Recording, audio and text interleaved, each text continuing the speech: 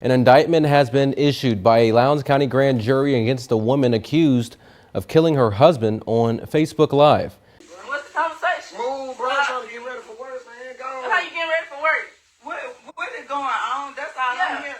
I'm over here doing. Talking about I don't do nothing for the kids. I don't do nothing. I do what I can when I can. understand. But like I said, don't keep putting me in situations that's not my problem. And then, like I said, this is your family. You supposed to be here, helping take care of these kids. No, you're not good because you're not here taking care of these kids. He wanna go call everybody. Keep your hands on me, bro. Don't touch me again. Touch you. Jason, sit there over here. We'll make it easy. Sit there over here. I'm gonna do it just like that. Sit there over here. Ain't nobody finna come over here and do nothing. Get your hands on me, bro. Stop touching me. Move. Jesus, stop. Sit there over here, Jason. Ain't nobody coming over here. On me, bro. Sit down. Get your motherfucking hands on me, bro. Stop touching me, bro. Stop.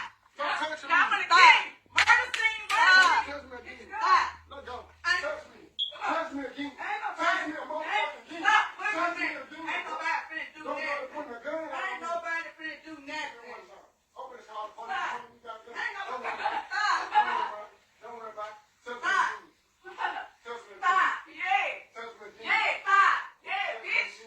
Stop. Stop. I'm not over here for this. Motherfucker gonna keep her hands on me, bro. Nice, bitch. Stop.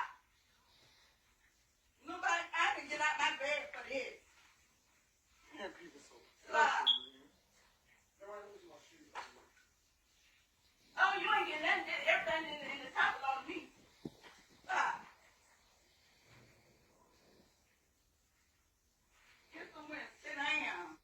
Y'all gonna have to stop all this. Then y'all wonder why the kids.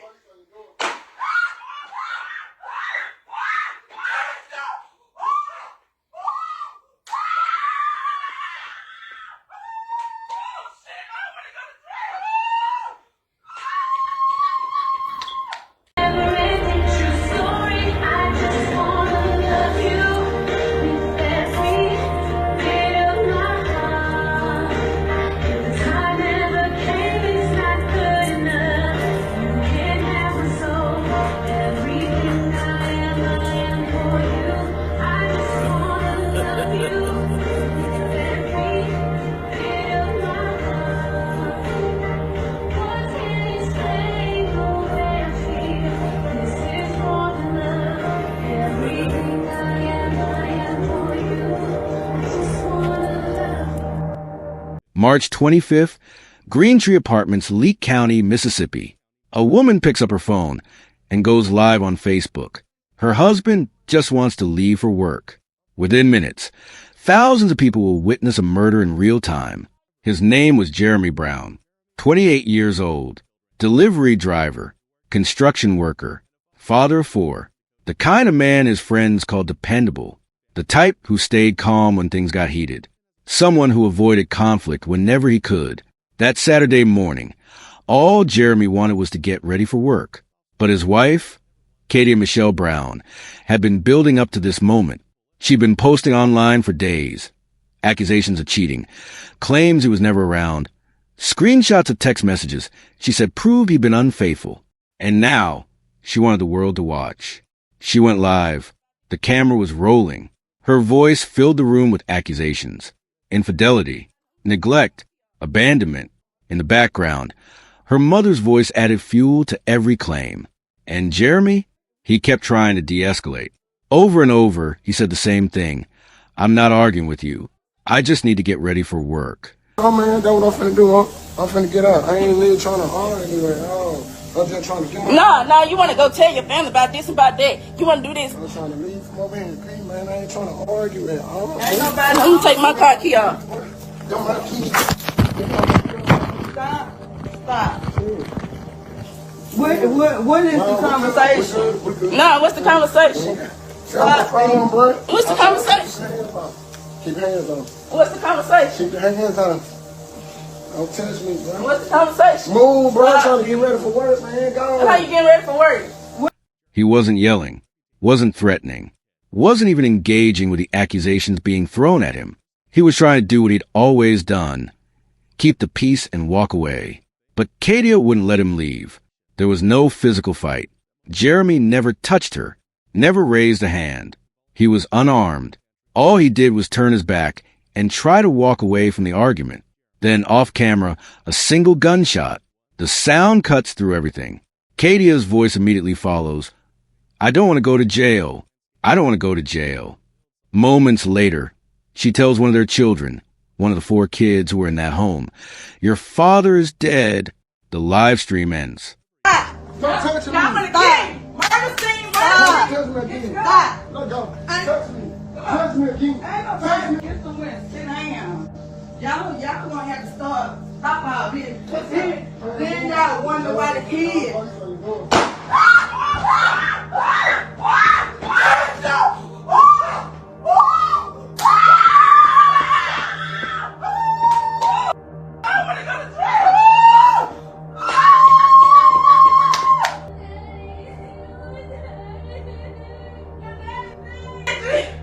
Investigators would later confirm what the video already showed. Jeremy Brown was shot once in the back with a 9mm handgun. He had his back turned. He was leaving. There was no struggle, no weapon in his hands, no justification for what happened next. Self-defense was ruled out immediately. If cases like this matter to you, if you believe these stories need to be heard, hit that subscribe button right now, because what you're about to see comes directly from that day. This is what happened. Getting his stuff. Look at that sad case as a father. Okay, Jeremy, what is the conversation you want to have? We good. Yeah, and your baby in the room. We good. Give me my phone, bro. Don't say What is the conversation you want to have? What the conversation? Get out my He phone. said, what's the Don't touch conversation? me. Don't touch me. I call the police over there. Do not touch me. He said, what's the conversation y'all want to have? We good. No, what's the conversation? Get out my phone, bro. What's the conversation? Keep your hands on. What's the conversation? Keep your hands on. Don't touch me, bro. What's the conversation? Move, bro. I'm trying to get ready for work, man. Go. How you getting ready for work? What is going on? That's all I'm here. I'm over here doing. Talking about I don't do nothing for the kids. I don't do nothing. I do what I can when I can. understand. But like I said, don't keep putting me in situations that's not my problem. And then, like I said, this is your family. You supposed to be here helping take care of these kids. No, you're not good because you're not here taking care of these kids. He wanna go call everybody. Keep your hands on me, bro. Don't touch me again. Touch you. Jason, sit there over here. We'll make it easy. Sit there over here. I'm gonna do it just like that. Sit there over here. Ain't nobody finna come over here and do nothing. Get your hands on me, bro. Stop touching me. Move. Need to stop. Sit there over here, Jason. Ain't nobody coming over here. On me, bro. Sit down. Get your hands on me, bro. Stop touching me, bro. Stop. Stop touching me. Y'all gonna get murder scene, Don't bro. touch me again. Stop. Let go. Touch me. Touch me again. Ain't Touch nobody me. get some wins. Sit down. Y'all gonna have to stop all this. Then y'all wonder why the kids.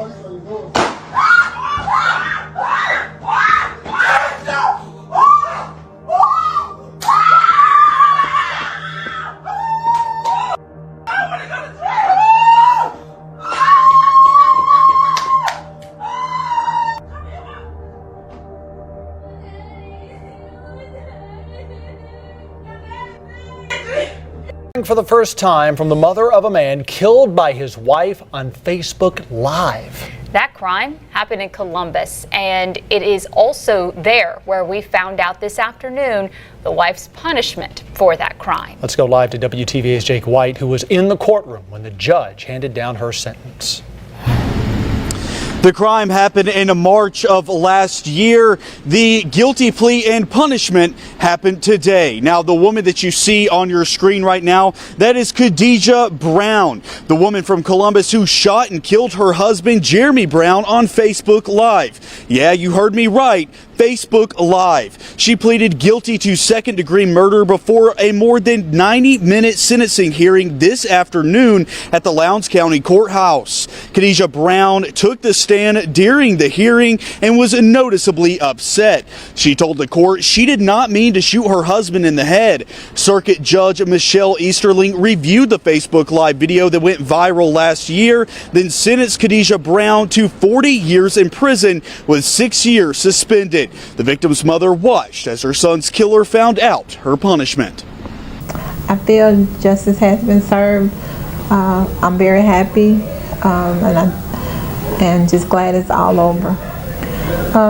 Try to have some type of closure and try to move forward.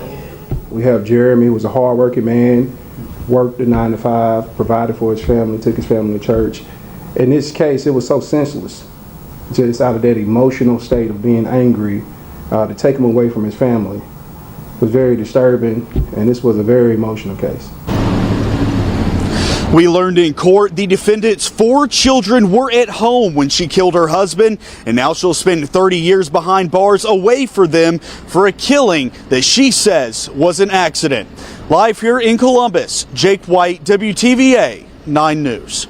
Katie Michelle Brown was arrested at the scene. There was no chase, no mystery about what happened. The evidence was streaming live while it occurred. Thousands of people had just watched it unfold in real time. She was charged with first-degree murder. When investigators questioned her, she admitted to grabbing the gun, but the story she told didn't line up with what the evidence showed. The video left no room for interpretation.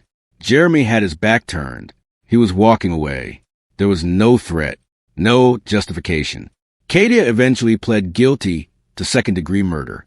On sentencing day, the courtroom was filled with Jeremy's family, friends, and community members who'd known him his entire life. The judge handed down 40 years in prison. She has to serve at least 25 before she's even eligible for parole. There wasn't much sympathy in that room. How could there be? For children had lost their father. The whole thing had been broadcast to the world. And those kids, they were in the home when it happened. They heard the gunshot. They heard their mother say their father was dead. Jeremy's funeral was held at a local church. The building was packed. Standing room only. People came from all over Mississippi to pay their respects. Friends spoke about a man who would give you the shirt off his back. Family members talk about someone who worked himself to exhaustion just to make sure his kids had what they needed. Coworkers remembered a guy who showed up on time, did the work, and never complained. His family told reporters they were relieved by the verdict. Justice had been served. But relief doesn't bring Jeremy back. It doesn't undo what those children witnessed. It doesn't give them their father back for birthdays, for graduations, for all the moments he'll never get to see. This case forces us to ask hard questions. Jeremy did everything right that morning. He stayed calm. He didn't engage. He tried to leave. He was doing exactly what people are told to do when a situation gets heated. Walk away. Don't escalate. Remove yourself from the conflict. But what happens when walking away is enough? What happens when the other person won't let you leave? And then there's the fact that Katie chose to broadcast this. She wanted people watching. She wanted the accusations, the argument, the confrontation to be public. Social media has turned private conflict into performance. But this wasn't just a video that would embarrass someone later. This was a man's life. And now it's online forever. Those children will grow up knowing the world watched their father die. One decision, one pull of a trigger, and everything changed. Jeremy never got to finish getting ready for work that day. He never made it out the door. His kids never got to say a real goodbye. Anger fades. Arguments end. But a gunshot can't be taken back. The damage is permanent. So I want to ask you, what do you think when you see cases like this? Have you ever witnessed a situation where someone trying to leave made things worse? Drop your thoughts in the comments and let me know what state or country you're watching from. I want to hear from you.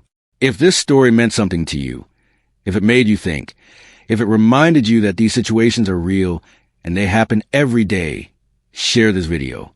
Subscribe to True Crime Station because Jeremy Brown's story matters. And the conversations we have about cases like this matter too. Jeremy tried to walk away. He was a father, a worker, a friend, a son, someone people counted on. He deserved to make it out that door. Rest in peace, Jeremy Brown.